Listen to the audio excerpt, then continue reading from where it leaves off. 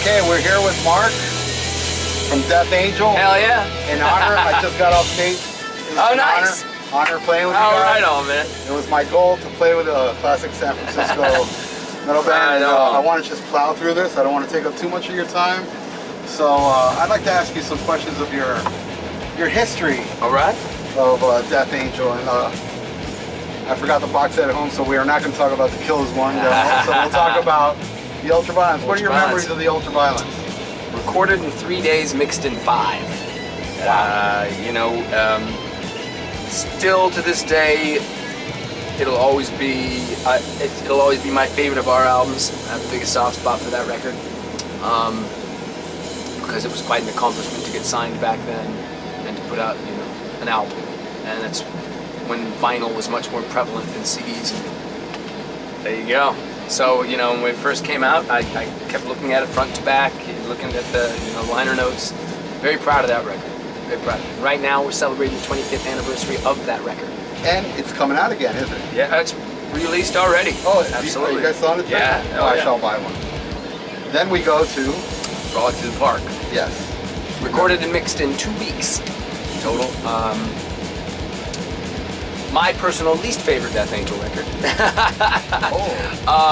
It is. I just think too many different styles thrown in.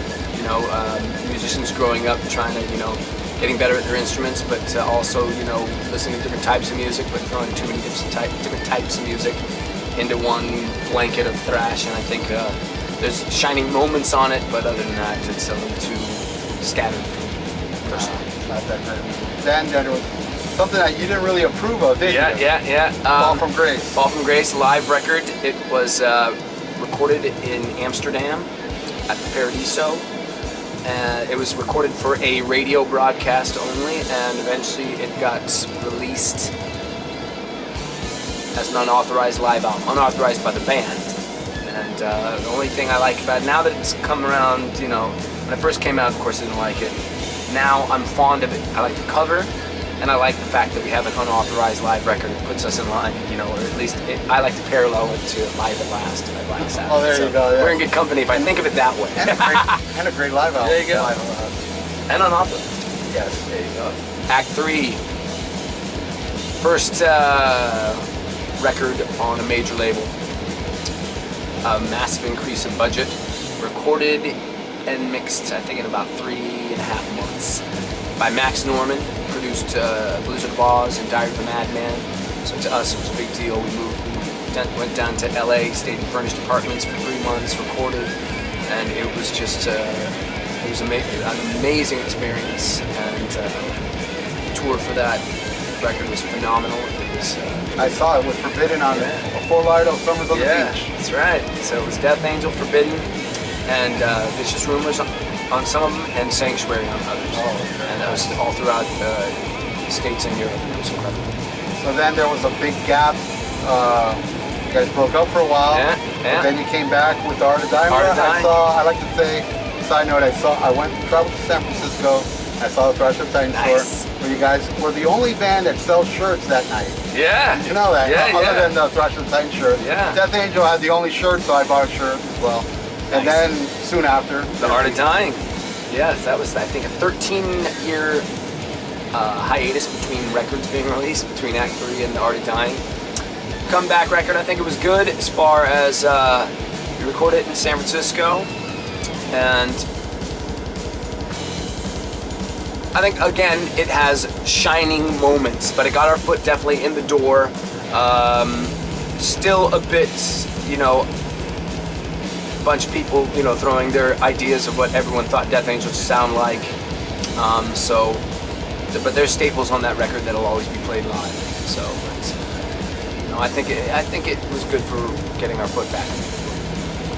And then Killing Season. Very fond of Killing Season. Definitely very fond of that. But thank you. By that point, I think we knew what we were doing. We were all kind of more on the same page. We also, that was produced by Nick Raskulinecz, who produced a bunch of the Foo Fighters stuff. He's produced the last 2 Rush records. So it was an honor to work with him. We recorded it at Studio 606 which is Dave Grohl from Foo Fighters and Nirvana's studio. So that was quite an experience, and I think a lot of strong songs on that record. I think that one is much more concise than, say, The Art of Dying. And then the last one, The latest, yeah. Retribution, which is personally my favorite. All right, good man. We like to hear that. Come back. Yeah, that point, and it's quite a statement because between Killing Season and Relentless Retribution, we lost 2 original members. And, you know, a lot of people thought we should hang it up, and me and Rob definitely, as, you know, the remaining 2 original members thought, hell no. And, you know, just had a lot to get off our chests and knew that this next album was going to be a lot more aggressive. We got Will Carroll on drums, Damien Sisson on bass, Ted, who's been in the band since, you know, the reformation. And it's just, me and Rob had, as I said, a lot to get off our chests and minds, and I think it's probably the most vicious Death Angel record we've ever released. Remember. And produced by, and recorded in Florida. I was gonna say, recorded in Florida, in Where? Sanford. Sanford, Yeah. Florida. Where's Sanford? Sanford is outside West Coast. Orlando. Or Central Florida. We, with absolute madman, maniac producer, Jason Sukoff, and that first Death Angel record that's ever been recorded outside of California. Oh wow, Yeah. interesting. Yeah. You guys recently did the Metallica anniversary show. Yeah, What was that like? incredible. The whole week was incredible. It was 4 or 5 shows that took over the Fillmore, and they brought in special guests every night. And I only missed one of the nights, but I went to every other night, and it was just phenomenal. And to get to share the stage on the closing night of the 30th year anniversary, just phenomenal. And you know, they introduced us. They came out and told a little story about us, and we, you know, came out. Got a little half-hour set though. It was great. Got to play for the, you know, fan club winners who got it. And then for Seek and Destroy, you know, they invited everyone who played that day to come up and stage and jam. So I get to sing the first verse of Seek and Destroy, Oh, you know. awesome. And the Will that chord- ever be released? That's a Metallica thing. I don't know. Yeah. But you know, it was cool. And then, you know, a lot of the choruses I was singing, you know, me and James on the same mic, so that was pretty. That's really badass. awesome. You do have a lot of history with them. Yeah, Do you have any crazy Cliff stories? Or any Cliff stories? I do have Cliff stories because Cliff's you know, an incredible guy who was always very supportive of Death Angel. Yes, I know that. Always. And I remember one time I came. They had been in Europe, as you know, they pretty much lived in Europe after, you know, Kill 'Em All and Ride the Lightning especially came out. And they'd just gotten back, and I was at Ruthie's Inn one time, and I walked in. No, I take that back. It was the Stone.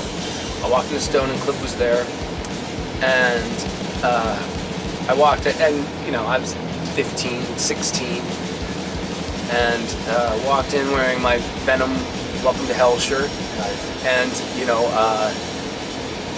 Cliff, you know, they'd done a bunch of shows already with Merciful Fate and a bunch of, you know, and shows with Venom and a bunch of, you know, European festivals. And, you know, I'm a little 15, 16-year-old kid, and Cliff comes up to me and he starts poking me right on the sternum with both his fingers like this. And he just poking me repeatedly going, "You are so much better than those fucking guys." And I'm just like, whoa. You know, I'm a Venom fan, but I was just like, and Cliff, I idolized Cliff, so, and, you know, it's just, I'm sure they were, you know, maybe his musical taste. What an honor. But it was great to have that happen, just go, whoa, and, you know, and in a way, he was also complimenting our band, which is, you know, kind of great. So, there's And one for you. Any Paul Baloff story? I know there's A million Paul Baloff stories.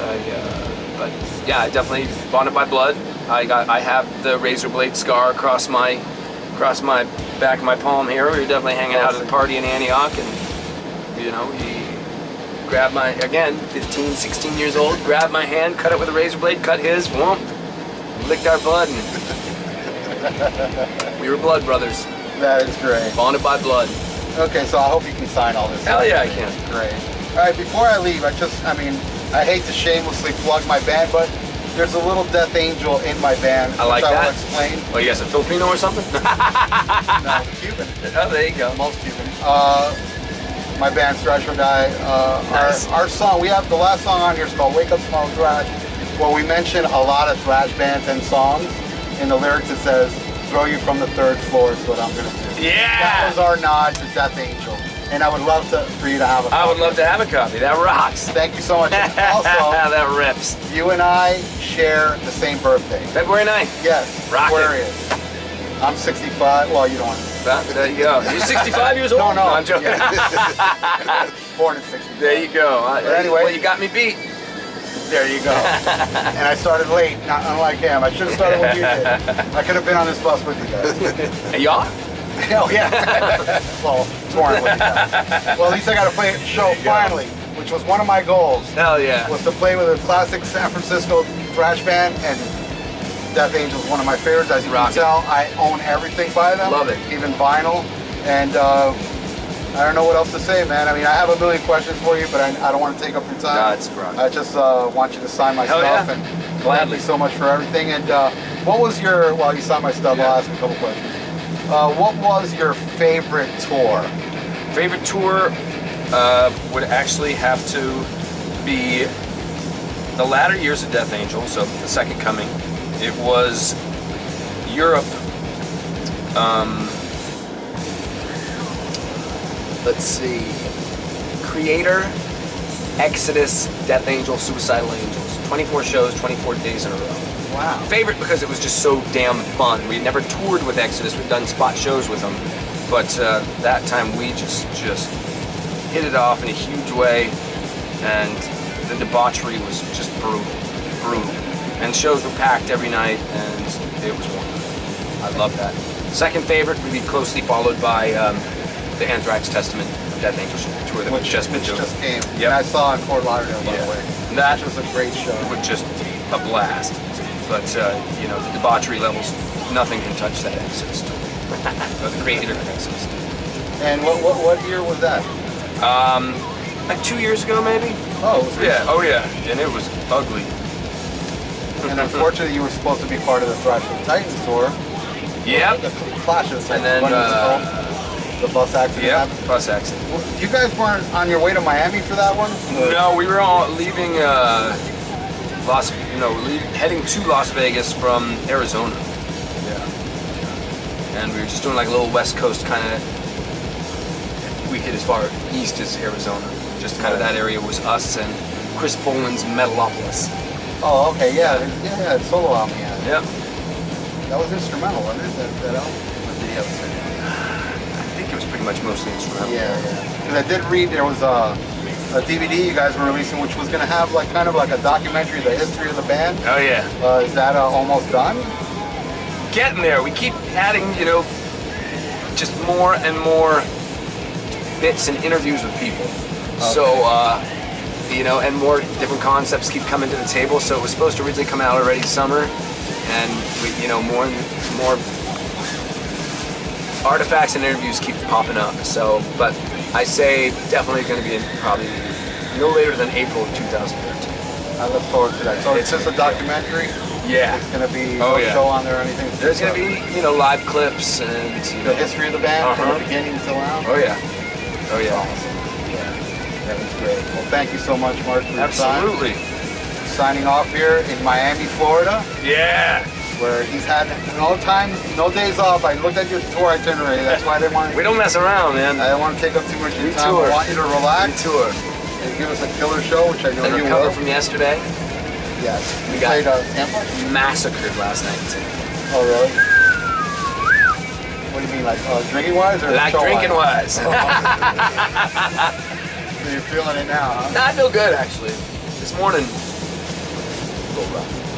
And you're playing the whole Ultraviolence in its entirety. And then you're going to throw in some other ones Yep. as well? Oh yeah. Are you going to start, well, let that be a surprise. For people to come check out Death Angel when they come your way.